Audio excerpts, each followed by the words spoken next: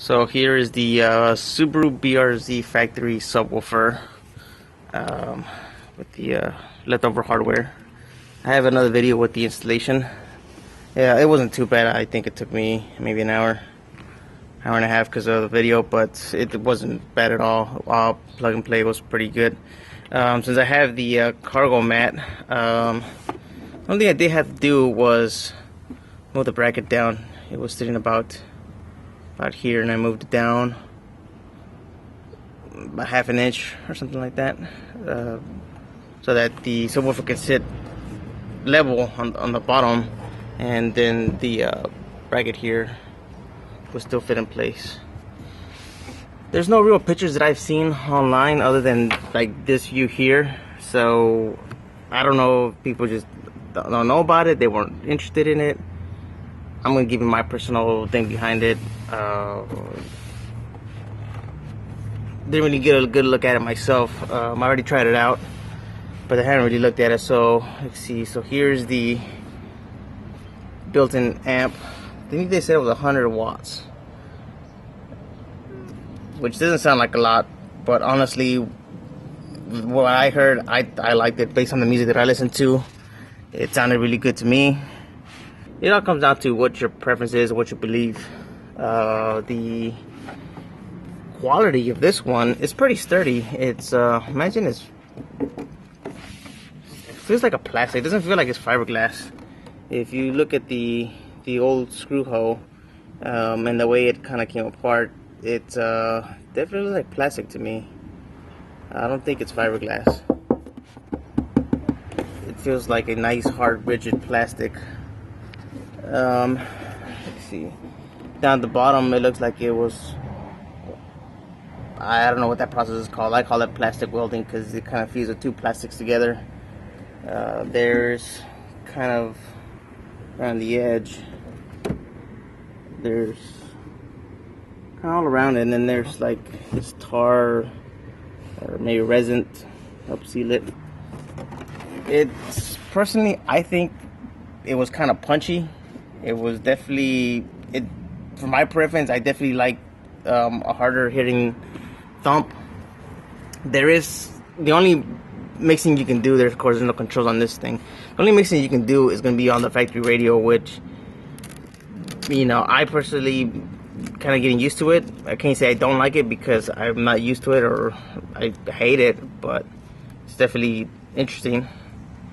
Some people want to have the little dials or whatever. I've personally never been that big into audio where I control it that much. I usually find something that sounds good for everything, and that's how I keep it. I rarely change my settings. If a song hits harder than another one, I just listen to it that way. If a song hits less hard than the other one, so be it. I'm not that anal about the audio. I just want a little bit of extra thump, a little extra bass, a little extra kick. With rock music, you know, with the drums and the bass, and techno music, you want to have that nice solid beat. So it all depends on what your preference is. I would think the way I would recommend this to anybody, if anybody wanted one of these, would be if you're like me, where you just kind of like something basic and, you know, general settings for everything. I think this is a pretty cool option. I got this one from a dealership. I'll put the link in the bottom if you really want it. The angle design is kind of interesting because it kind of does take up more room than some of the other ones that you may see that they sit kind of vertical, like OEM Audio Plus or Concept Dynamics. I can't remember what the other brand was, or MX Audio. They all sell the same kind of style where it's in the corner and it kind of just sits very vertical. I think the reason they did with the angle design is they can kind of get more of this area. More surface, more volume inside. How true that is, I don't know, because I mean this definitely looks like, you know, you have more volume here than if it was just vertical, and the speaker will have more gap between the back of it. I don't know. I haven't took the speaker out, so I don't know how big it is. I might do that later on because I do want to paint it to match the yellow, but overall, I'm actually satisfied. I had it for about a week. I played with it. I adjusted all the settings that I could find. Just trying to find something that I like, see, you know, what the range was the softest it will be, was the hardest it will be, or the loudest. It's very cool. It does kind of go with the speed of the sound. I think that's how it works on this car, where the faster you go, it kind of dials or adjusts the audio to match so that you can actually keep hearing the music and not be drowned out by road noise. The volume control was very, very accurate. I turned it down, all the volume, including the sub, came down, turned it up, and it was a nice even level. It wasn't where, as I turn it up higher, I'm getting more gains in my highs or in the lows. So I thought it was very, very well balanced with the factory radio. Of course, it still has the factory connector, plug and play harness, the back here. So overall, just in the actual quality and the product and the way it's designed, I think it's pretty good. Let me go ahead and connect this now. I think it's pretty good, but you know, somebody's gonna say it sucks, somebody's gonna say it's great. But what I see a lot of the time is people always talk about, so let's see if you can see it, the tab goes into through the hole there, and then this guy will be in here. The installation and the removal, I think it's pretty great. I do have to kind of jump in here to show you guys this, but when I do have both hands, I can easily just slide in here and just connect this. So this bolt could have been a little bit shorter, would have been a little bit faster to put this on here, but I guess I could trim it down if I wanted to, but it's not really that bad. This giant nut really kind of helps to speed things along and get nice, decent tightness on there. I don't really do it extremely tight. So I don't think it's needed, but you know, just snug enough where it's not going to be rolling around or come loose. But there it is installed. I mean, it comes off pretty quick. I think all the other ones probably have a very similar function. So there it is installed. Like I said, there's a kind of a gap back here that you can maybe stick some towels, some microfiber towels or something else. See, I'm reaching my hand back here. Can't really get my hand back there, so I don't know.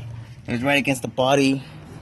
There's a little bit of a gap here. It does look like you could have probably stuck some maybe towels in here or something like that. I don't know if that's what it was designed for. There's a visually there's a gap at the bottom, but that's because of the way it is designed. If you stick your finger down underneath, it does make contact with it is sitting pretty flat against the mat. I actually, another thing too is I did like the fact that it covered this side, because I haven't had it happen to me, but I've heard of people having the lockout button behind here get triggered by something that they had back here, and then their trunk doesn't open with the button anymore and they have to open it with the key, which I had to open it with the key one time. One time I pressed it by mistake. I didn't know what it did, and then I got locked out. So it wasn't fun opening it with the key. Because I have the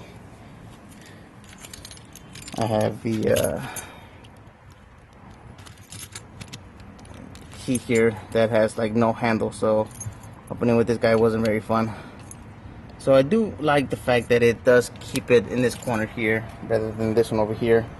And then plus another thing too is if I ever had to come back here, the bottom panel is cut out so that you can open this thing. So I think that's kind of awesome that I can grab these tools if I have to. Of course, you still have to take the subject to spare, but if I was just gonna maybe, you know, use the bar here to tighten something up or whatever the case is, still very accessible there. But overall, like I said, I think it's pretty good.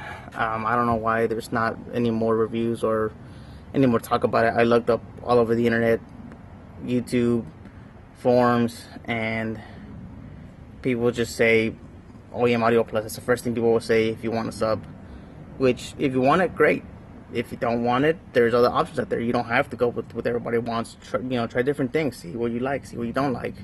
Then you can actually give somebody real feedback rather than saying, "Oh, I think it sucks because it's factory." I mean, this sucks because it's factory. That's made by Subaru, which makes most of the cars. So, the Subaru suck. What are you really saying? So, I don't want to make this video too long. I just want to talk about the quality, more or less, and what I think and how it fits in here. Give the internet